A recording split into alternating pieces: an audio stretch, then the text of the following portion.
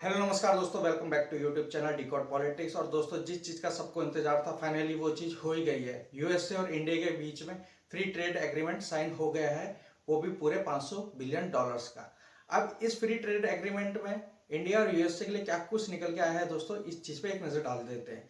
सबसे पहले दोस्तों, आपको पता ही होगा कि यूएसए द्वारा जो 50% के हैवी टैरिफ इंडिया के ऊपर लगाए गए थे, अब उनको कट करके 18% कर दिया गया है। लेकिन दोस्तों, बात यही नहीं रुकती है।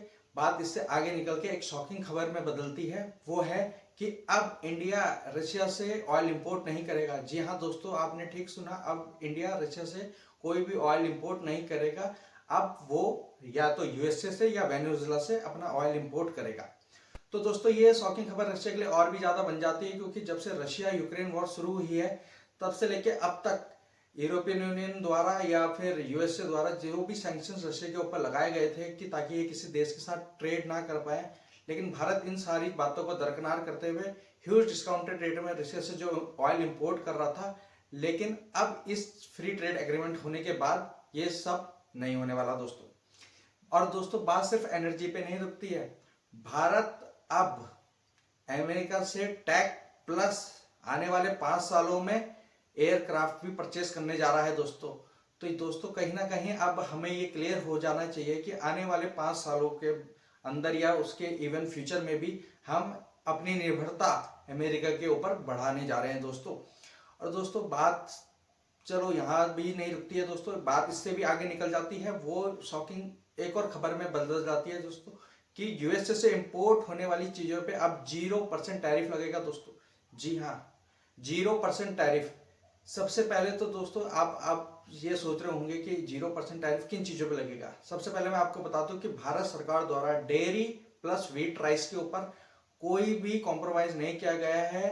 अपने फार्मर्स की सेफ्टी को देखते हुए यहाँ पे उन्होंने कोई कॉम्प्रोमाइज नहीं किया है। लेकिन कुछ कंसर्न है जो हमें जान लेना बहुत जरूरी है। जैसे कि अब जो इंपोर्ट होने वाले हैं, चाहे वो एप्पल्स हो, आपके पैकेजिंग फूड हो, या आपके आलमंड्स हो, है ना, वॉलनट्स हो, या कुछ भी रिलेटेड जो फूड आइटम्स है, अब इन पे 0 इंपोर्ट ड्यूटी लगेगी दोस्तों।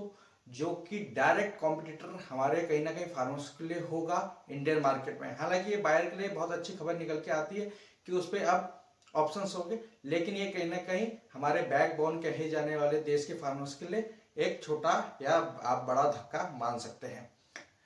लेकिन पीयूष गोयल साहब ने बोला है कि इसका कुछ ज्यादा इम्पैक्ट पड़ेगा नहीं। उन्होंने आश्वासन दिया है अपने देश के फार्मर्स को।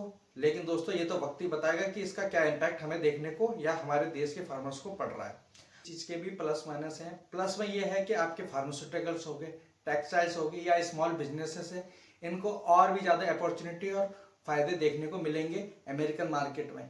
लेकिन अगर नेगेटिव साइड की बात करें तो हमारे जो फार्मर्स हैं इनको कंपटीशन देखना पड़ेगा, फेस करना पड़ेगा, क्योंकि अब जो आपका पैकेजिंग फूड है या एनिमल फूड है उस पर कोई भी इंपोर्ट ड्यूटी भारत सरकार द्वारा नहीं लगाई जाएगी।